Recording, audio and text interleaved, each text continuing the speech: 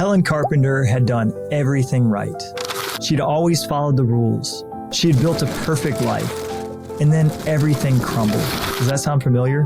When we try to create a perfect external life at the expense of our own happiness and our own joy, everything seems to crumble. Today, I'm joined by the author of Happiness for Beginners, a New York Times bestseller, also turned into a Netflix adaptation, ended up being one of the top Netflix movies of the year. And Katherine is going to talk with us about how holding on to the external results in our lives can diminish our happiness. And then what we can do, like Helen, to have a transformation and make a happier life. If you are ready for a lot more happiness in your life, make sure you hit that subscribe button so that you get good vibes every single week. Welcome to Good Mood Revolution.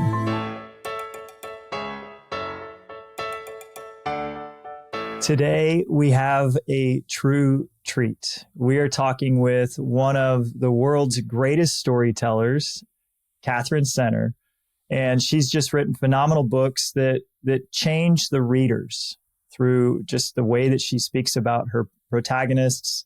And today, specifically, we're going to be talking about one of my favorite works, Happiness for Beginners. Katherine, welcome to Good Mood Revolution. Hi, thanks for having me here. I've been so excited to have this conversation with you because I'm just such a big fan of the way that you tell stories and the way that you help us understand more about how to live great lives through your characters.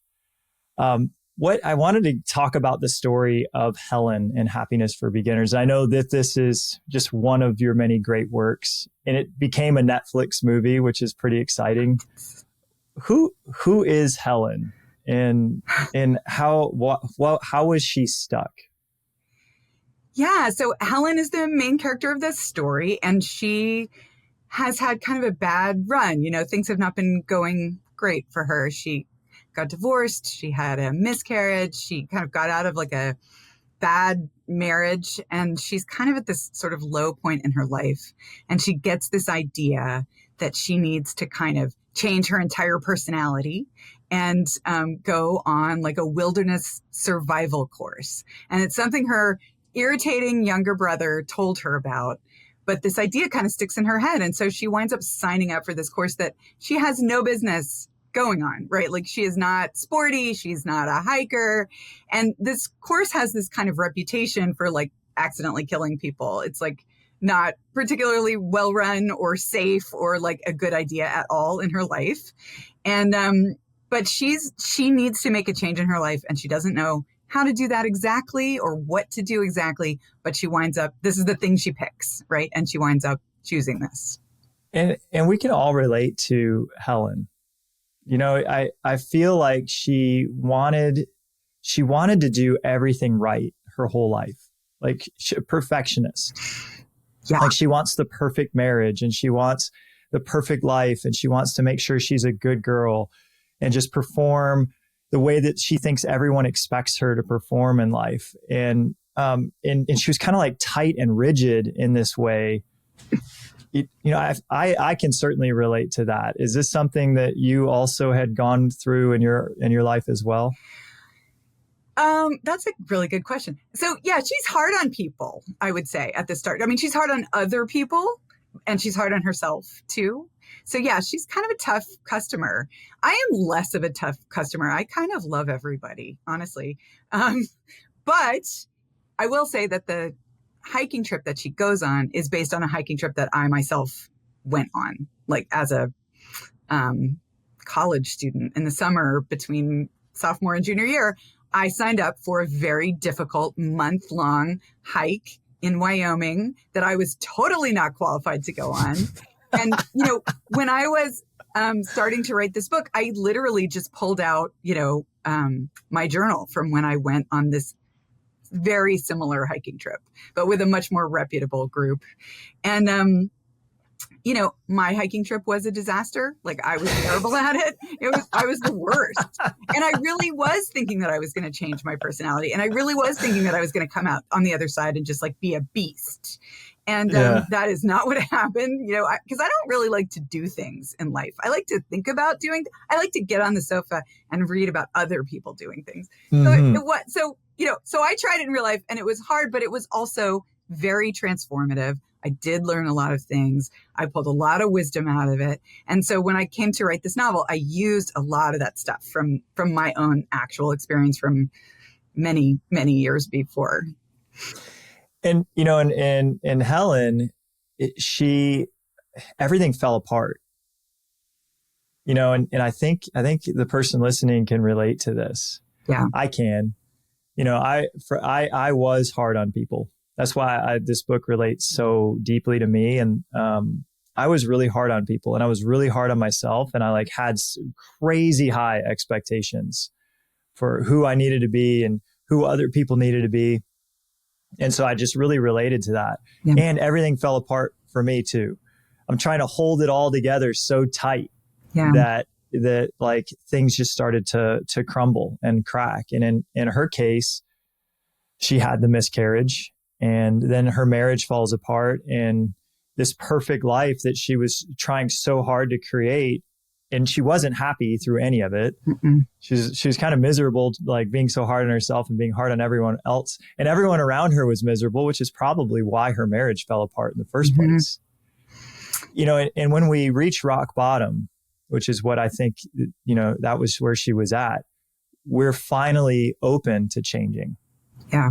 Maybe if her crappy marriage had just continued to limp along, it wouldn't have gotten so bad that she knew she needed to change her entire personality and go on this kind of adventure.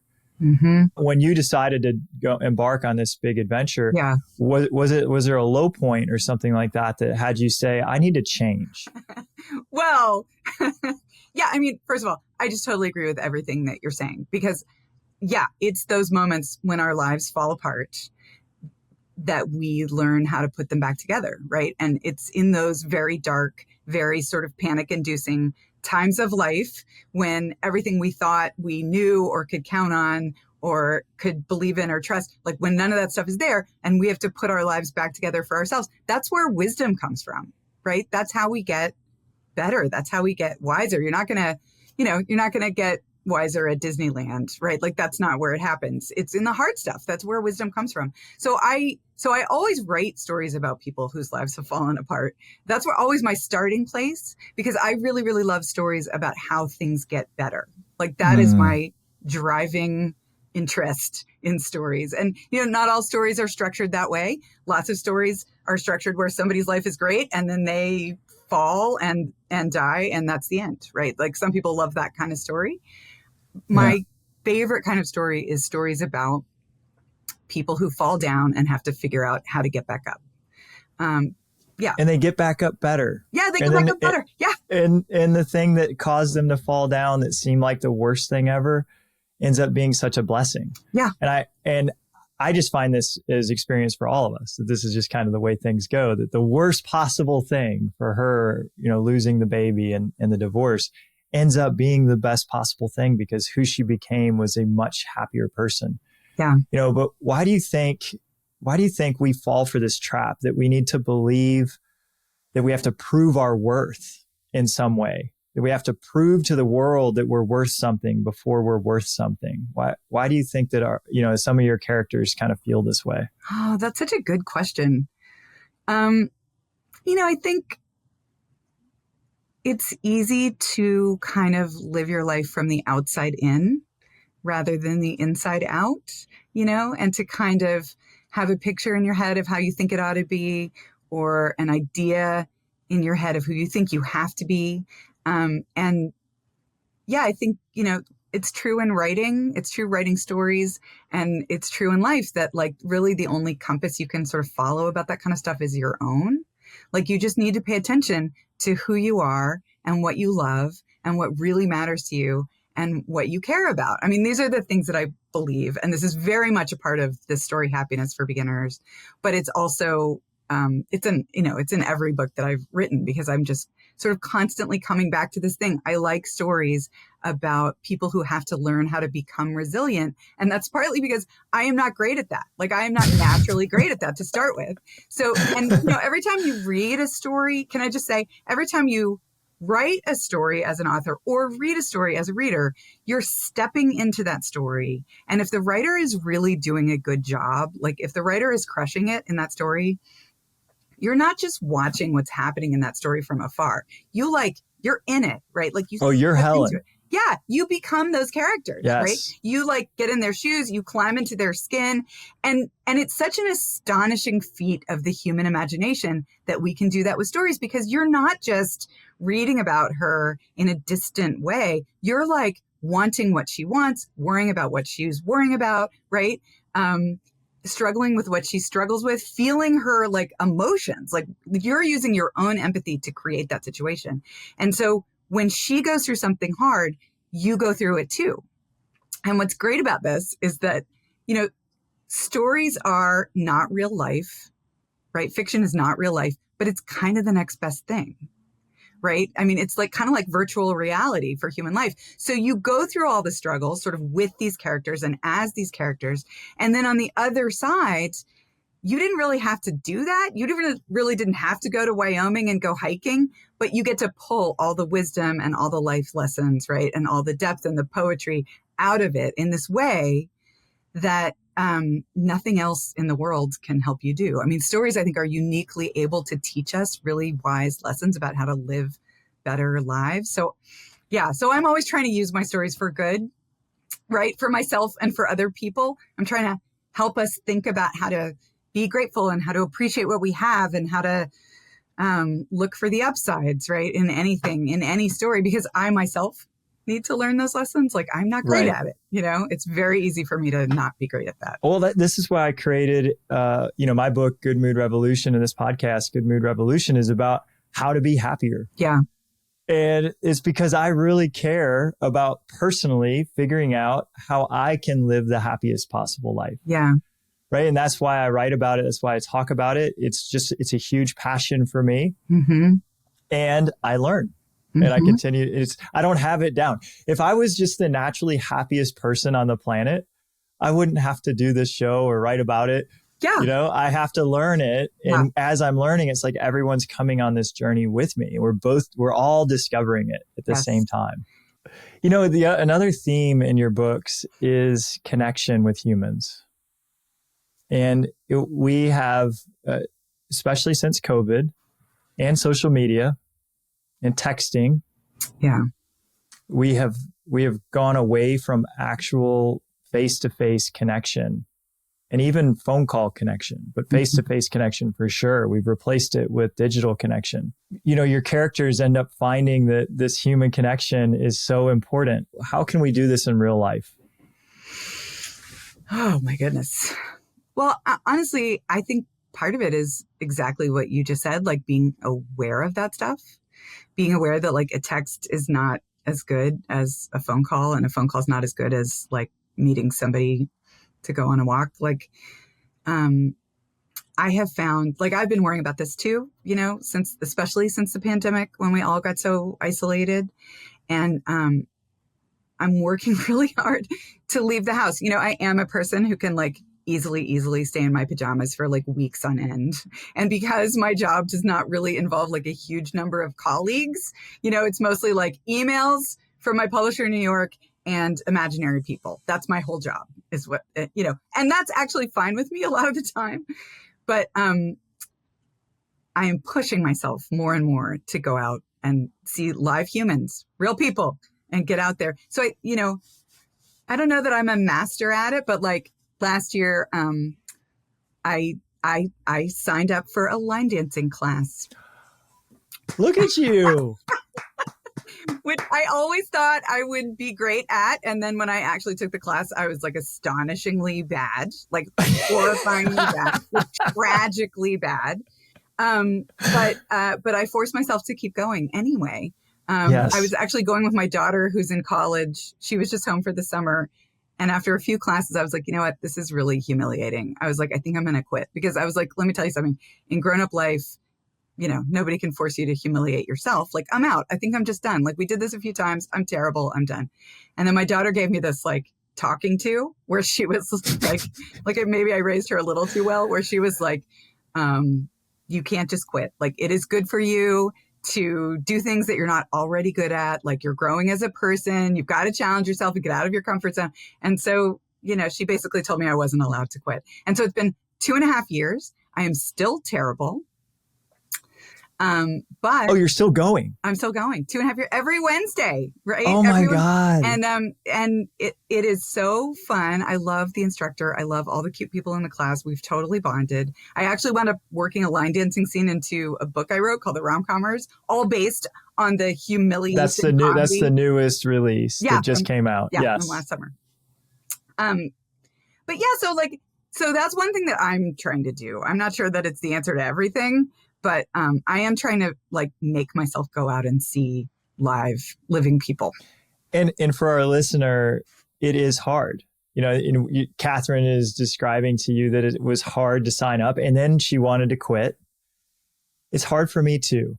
And people always ask me, they're like, that doesn't seem right, that it's hard for you to go out with people. It is. I think this is a human thing. And maybe there is a very sliver percentage of the world it's totally okay going into a crowded place that they don't know anybody, doing something that they don't know how to do. And they're like, oh, this is going to be fun.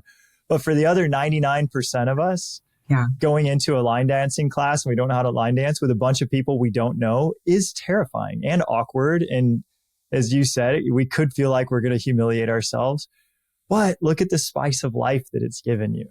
And now you have all these friends and you have all this connection and just it's turned into something that's really, really powerful in your life. And it's a community. And this is one of the things I've really noticed in your books is that the main characters find that happiness comes from these real human connections. Yeah. Well, and actually that just what you were saying just made me think about Brene Brown, who talks about, it's not those moments in life where we're like perfect at stuff and like crushing it and like, 10 out of 10, like doing everything right, that bond us with other people, right? It's those vulnerable moments when you are feeling humiliated and awkward. I actually read another book somewhere in my life about why is it easier to make friends when you're young than it is when you're an adult? Yes. And one of the theories that stuck with me was that when you're a kid and you're in school, you're constantly being forced to do stuff that you're not already good at, right? And so you're just constantly being shoved into, PE situations, standing up at the blackboard situations, other things that are humiliating, like a little humiliating. And that there's this kind of bonding, this trauma bonding that comes out of being around other people who are just constantly having to do things that are just a little bit embarrassing. I found that right around the time that I was forcing myself to keep going to line dancing. And I was like, oh, okay, so this is really good for me. Like, this is like, I'm going to connect better with people because this is hard than I would if it were easy. That was helpful. Because of this idea that human connection creates happiness, I have a mantra this year that I'm going to live the Jim Carrey Yes Man lifestyle. Okay. From the movie Yes Man that was made in like 2003 or whatever. And it's been fun. So my wife and I just went and played pickleball with two people and one of them was a tennis pro and he's very good. Yeah. Now I'm not a tennis player, nor am I a pickleball player. Mm-mm. And the ball, the ball is really big. It's like a big ping pong ball. It should be very easy to hit. And we get out there and he just lobs one up and I'm like, oh, I'm going to hit this so hard. And I go and I swing at it and just airball. I missed the entire thing and it bounces behind me. Yeah. And they're laughing. And I'm like, oh yeah, that didn't look good. I do it 3 more times. Awesome. But were you laughing so hard? Right? Was everybody laughing? Yes, of course. Yeah. Of course. And then I settled in and we had a great time. Yeah. We had a really good time doing this new sport and this new activity. And pickleball is kind of a fun thing that you can just... Yeah, I've never done pickleball. You need to try it. Another terrifying option out there in the world. Another terrifying... Well, let's talk a little bit about how your characters change. Okay. So there's always a turning point. And it's like the crucial moment in the book where they make the realization that they need to change, that they've been stuck. How you're really good at writing these turning points. Oh, how do people change? What is that thing that causes us to see life in a new way? Oh, that's good. Well, in fiction, the thing that causes people to change is the plot.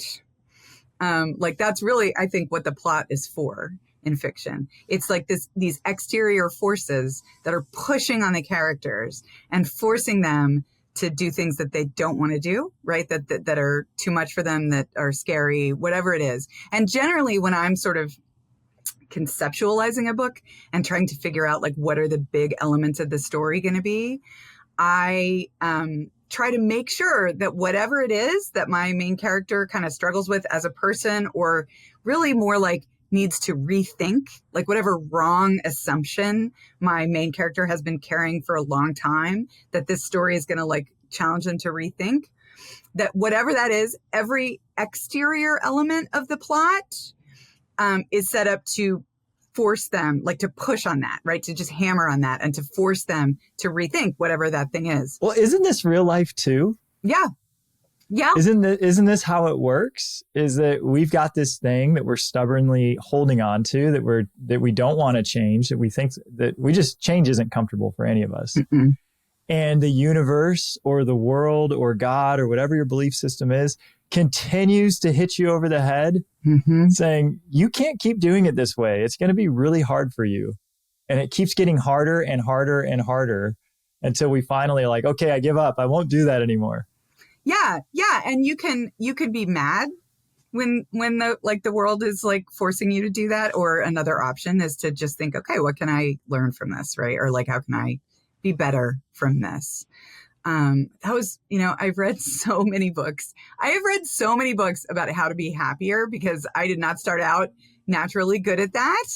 And then I married my husband who did start out naturally good at that. And he was like a science experiment for me because like we got married and we started living together, and we've been together a long time, like since the 90s. And as soon as we started living together, I just realized he was so different from me. And I was like, how is he doing this? Like, how is he so hopeful all the time? And, like we have 2 kids and neither one of them slept through the night for years and years. And, I got very tired and very sleep deprived and very cranky with all of that. But my husband was just relentlessly optimistic about it. Like every night we'd be like pulling back the covers to go to bed and he'd be like, tonight's the night. I feel it. They're so true. I can feel it. And I would be like, dude, what are you talking about? These children are never going to sleep through the night. We're going to be in our 90s and they're going to be waking us up. So I think, watching him in the wild, I realized that like he was just better at life than I was. And I started like trying to figure out like, what is he doing, And he was very good at appreciating things. And he was very good at finding the upside in any disaster, right? And those were things that I started trying to do myself. But I've also read a ton of self-help books, so many that I can't even keep them straight anymore, And so when you're talking, I'm thinking of all these things like, yeah, and that's like that thing in some book somewhere that tells you you're supposed to do this other thing. I mean, at this point, it's just a soup. But I think it's actually been really helpful. My kids it comes out in your writing. Yeah. So let's talk a little bit about your personal wisdom on happiness. Okay. But if you had just a few tips for our listeners, since you have studied it so much and you do consciously think about it so much, what do you think are a couple of keys to living a happy life? I have so many. My head is flooding with thoughts, but the first 2 big ones that sort of rushed into my head, one is the more good things you look for, the more you find. So, I think that when you're actively sort of spending your day trying to look for little good things, even tiny little good things, it shifts how you move through the day. Like just the act of looking is an act of hope. The idea that they're out there to be found. I remember years ago, my uncle, who was one of my favorite people in the world, who was this wonderful, sweet, he was like the uncle you would buy. If there was an uncle store and you could buy an uncle, you would have bought my uncle. He was like the guy who gave us the airplane rides when we were little kids. He owned a bookstore. He was fun. He was goofy. He knew how to do magic. I want to hang out with your uncle. He was awesome. But he died a few years ago, and I was asked to speak at his funeral, and I cried the whole way through. I just sobbed through the whole thing. I had written it all out. I was trying to hold it together. I couldn't hold it together. And then that afternoon, after the funeral was done, my daughter, who was, in middle school, had a track meet. And I had to go to this track meet to watch my daughter. So funeral, we were all at the funeral, and then she went back to school to go to her track meet. And I was in this kind of place that was not very familiar, and I really didn't see anybody that I knew. And I was still in my funeral clothes, and I had been crying, and my face was all puffy, and I was feeling very weird and sad. And I was waiting for my daughter's event to start. And I just remember standing in this grass on this field, looking down and noticing these tiny little yellow flowers in the grass. And it was at a time when I was working really hard to collect good things. And so I was like, all right, that's something for today, those little flowers.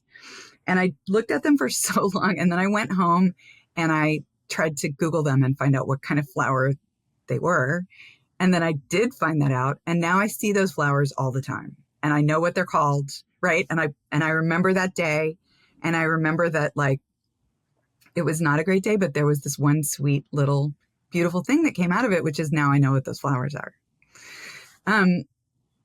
So yeah, I think that's a part of it. I think looking for good things, actively looking for good things. It's so easy to see the world in these kind of monolithic ways where it's like that was a terrible day. It was objectively a terrible day. And I'm not pretending that it wasn't a terrible day, but also, there were a lot of hugs that day, right?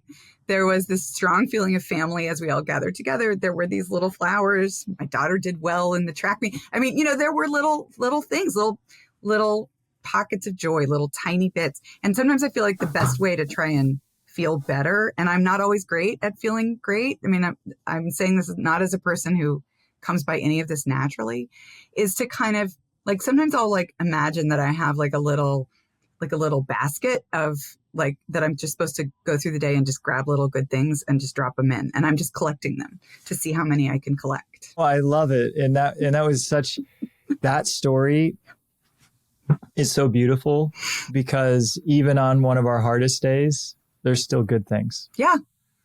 And we don't want to acknowledge that always, that when we've lost somebody we love so deeply, and it's such a hard day, that on that exact same day, there's still good things that are happening in our life at the same time.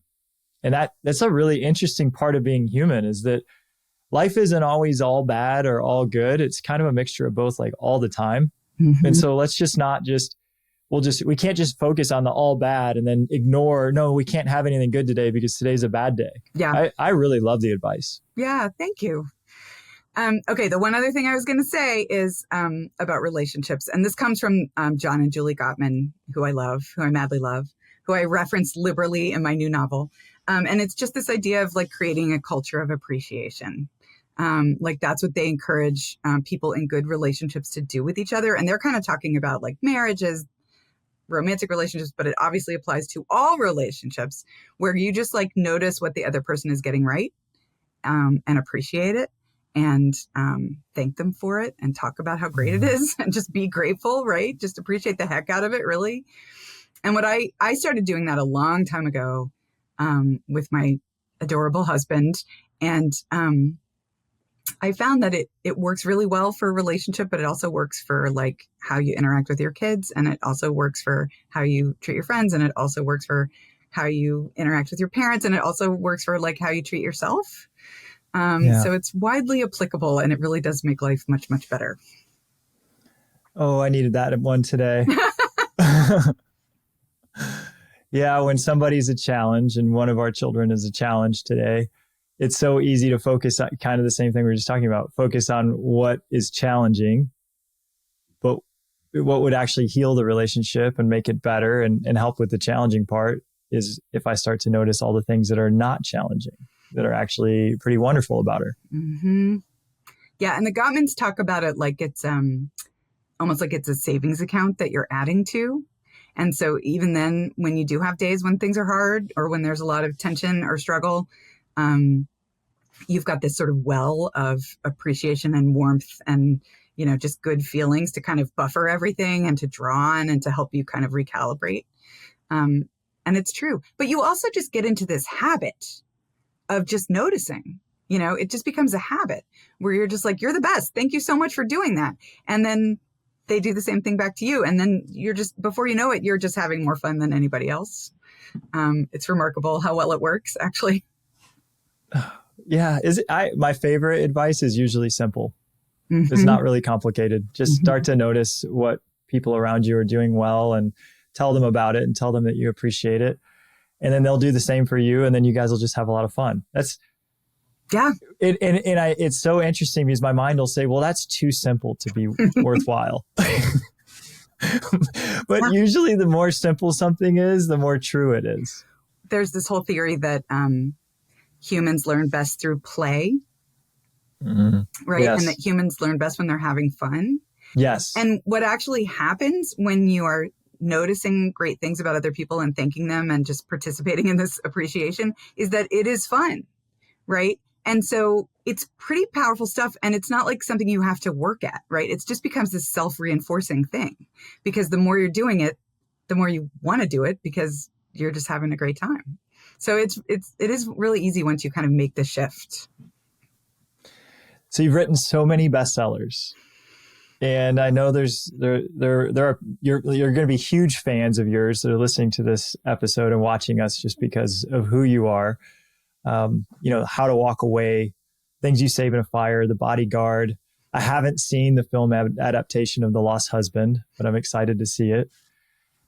Where would you say if somebody's new to your work, where would you point them to start? I might send them to this book that I wrote during the pandemic called The Bodyguard. And it was, those were some pretty dark times. I don't know how you were doing during the pandemic, but I was pretty sure we were all going to die. And my husband, every night, we'd be pulling back the covers and I'd be like, I just want to thank you. You've been a very great husband. Like, I really appreciate all your efforts. We will be dead in the morning, but thanks for your service. Like every night I was very pessimistic about it all. And so sort of faced with what I thought was like the end of everything, I decided, I still had a book due. And so I decided that I was going to write the sweetest, funniest, most warm-hearted, most sunshiny, romantic comedy ever, that I could possibly do. And so that's what I did. It's a story about a woman bodyguard, which is a real thing. I learned about it on NPR, so it's real. And she has to protect a famous actor who has come home to Texas when his mother gets sick, and he's got a stalker. And so she gets hired to protect him. And it was how I made my own sunshine during the pandemic. Those were dark, weird times. And it's set on a Texas ranch, and I'm from Texas, and it is my grandparents' Texas ranch that it's set on. So it's like a real place. And it was a great and very joyful experience. And I think that comes across in the book. I think that's a good place and to the start. world thinks so too. It has 29,000 5-star reviews on Amazon. It's like one of the most celebrated books of all time. Oh, that's nice. I did not know that. That's nice to hear. Yeah, that's great. It's a fun one. I really am not ever trying to write stories that are going to make anyone feel worse at the end. I'm always trying to lift us all up. It's not that hard things don't happen to people in the stories that I write, because I like that struggle and I like the wisdom that comes out of the struggle. So I do give them hard things to struggle with, but we're always moving in a good direction. We're always moving to a better place in the story. It's always going to end well. They are always going to discover some way to become better versions of themselves by going through whatever they have to go through. And they're always going to wind up at the end, wiser and better for struggling. And I feel that all of us do if we choose to see it that way. Yeah, that's what I really believe. And so I just never get tired of seeing that play out in specifics over and over and over in stories. And so it's true of these characters too. They have to go through some hard stuff, but they do a lot of laughing. And they find all kinds of goodness along the way. So that's what I'm here for, is to kind of make us all feel better.